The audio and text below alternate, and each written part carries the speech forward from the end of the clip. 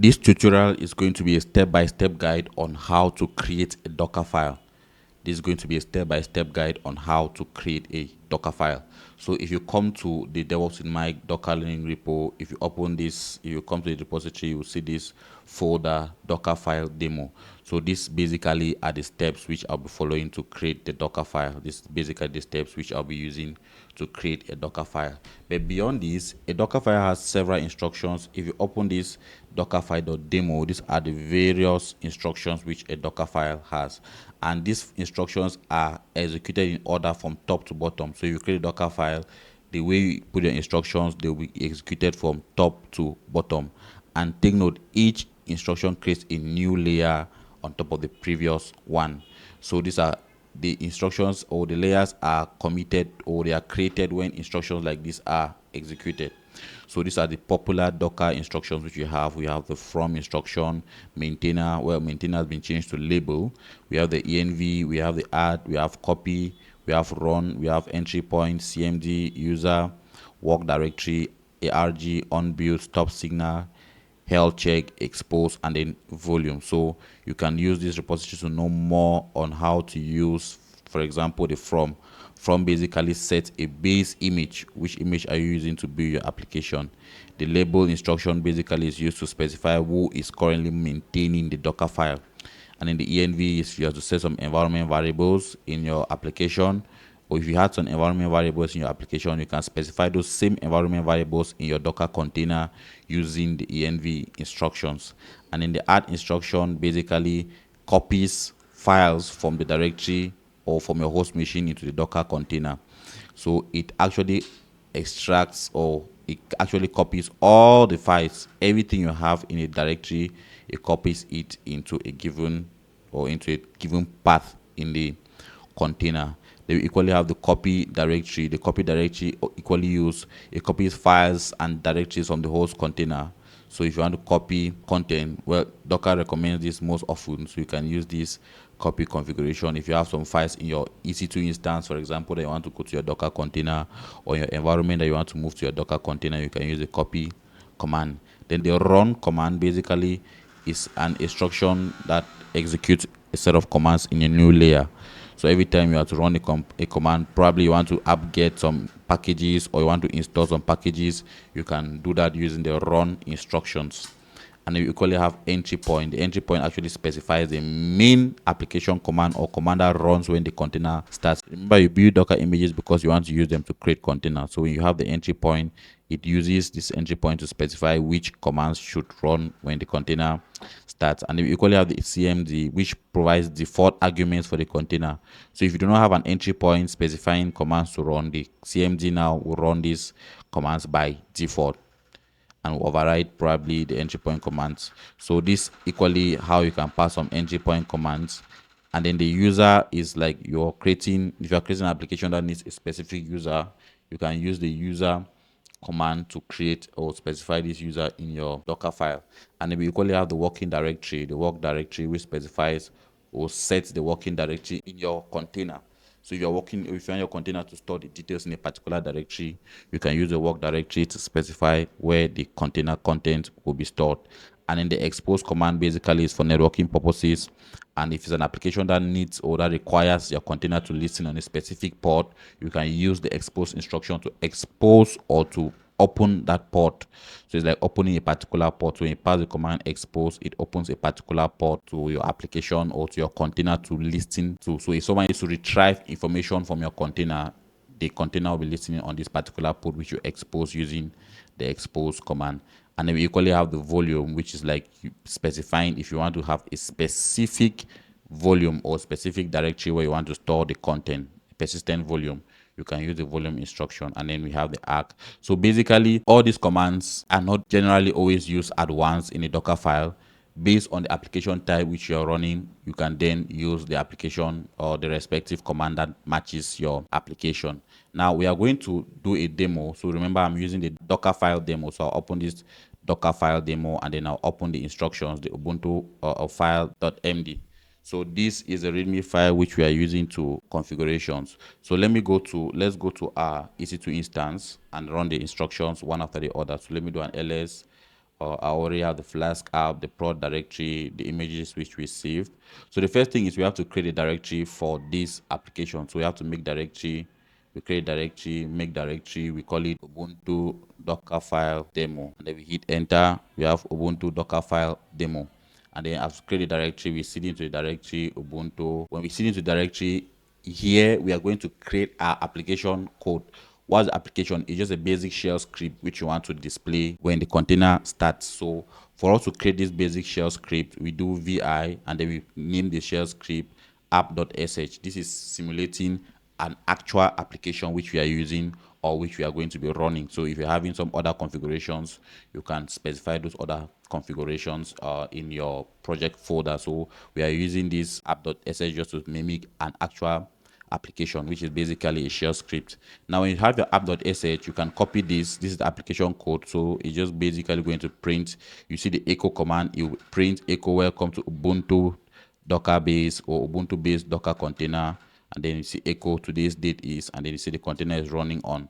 So basically we are just printing information with this application. It's a basic shell script to print information. So I'll copy this, and then I'll get in send mode and then paste this in my application code. So this is basically what our application is. This is what our Docker application is. So I'll exit or escape this, and then I'll save the file, wcure, and then I'll save the file. Now, once I have that, the next thing which I'll do per the instruction is we are going to make this file executable. So because we have created the app.sh, we are going to make it executable, meaning that once you have this, anyone, well, Docker can actually, or you can actually execute this file, which will run those commands. So this chmod, this will give us the necessary permissions to execute the file. Now we need a Docker file to be able to create a container image of our application. Remember, we are creating a container image of this application which we have in the app.sh. So for us to do that, we need to first create a Docker file. And for us to create a Docker file, we do vi, we call the file Dockerfile, and then we hit enter. Now, per the instructions, how do we create a Docker file? You can get in insert mode. How do you create a Docker file? What set of instructions do you want to run in a Docker file? Now, it's recommended you create your Docker file using VS Code. So I'll come to my computer and then I'll open VS Code in a new window. So I've opened VS Code. I'm going to open my downloads. I'll click on File, and then I'll open Folder, and then I'll open my downloads. Or well, I can open my desktop. I'll select my desktop and I click on Open. When I select my desktop, I have a lot of files in my desktop. If you open your desktop, you might not have the same set of files. So while in my desktop, I'll create a demo file. I'll create a simple file and call it Docker file. I'll create it and call it Docker file. Now take note, when you create a Docker file using VS Code, the file will appear with this Docker icon in it. So I'll just hit enter and the Docker file is created. Remember, your own might not have all these files. All these files are files that are found in my desktop.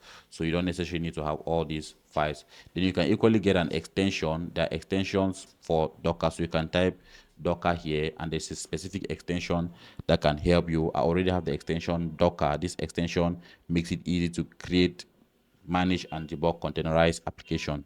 So it basically helps you to write your Docker command. So based on our application, we want to run the app.sh. The first thing is for us to have the from. Which image are we using? The from instruction specifies the image which we are using, and we are going to be using the Ubuntu image. So that's the first instruction which you have.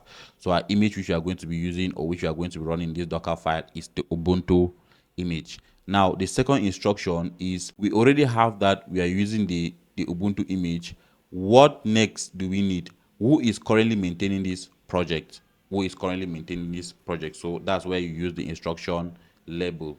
So if I use the label instruction, it automatically tells me that, okay, I am adding a label, like who is maintaining this project. So I can paste this maintainer, DevOps with Mike is currently maintaining it. Because I'm using, or because the file type is Docker file, that's why you will see this from and label highlighted appropriately.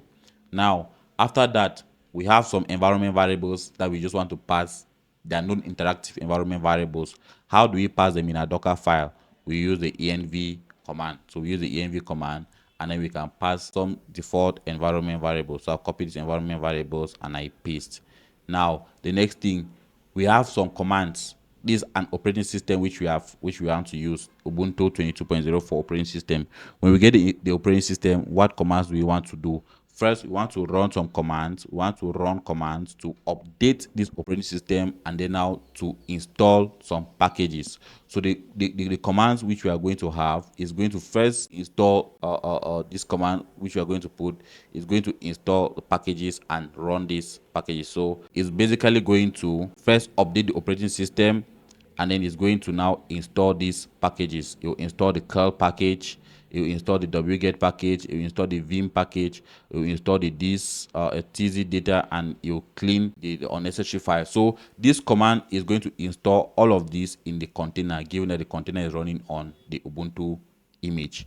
And then now, because we want to be able to set up our application to be time zone specific, we can run another command. This is a Linux command that helps you to send a specific time zone. So this command which you are putting is a command that helps also set a specific time zone. So I'll paste this to set a specific time zone. Now, when you set a specific time zone, you need to specify where in your container will this application codes be running. Where in your container will this application codes be running.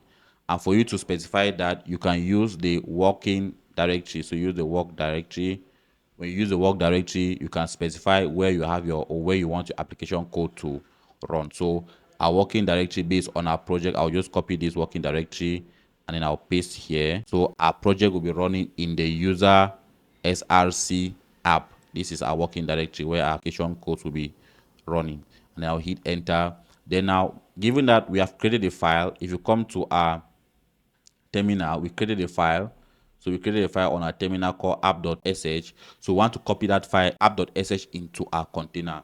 So for us to copy that file app.sh into our container, we'll do the copy, and then we specify the file that we want to copy, which is the app.sh. We want to copy the app.sh, and then we want to copy it into the working directory. That's why we specify it with a dot.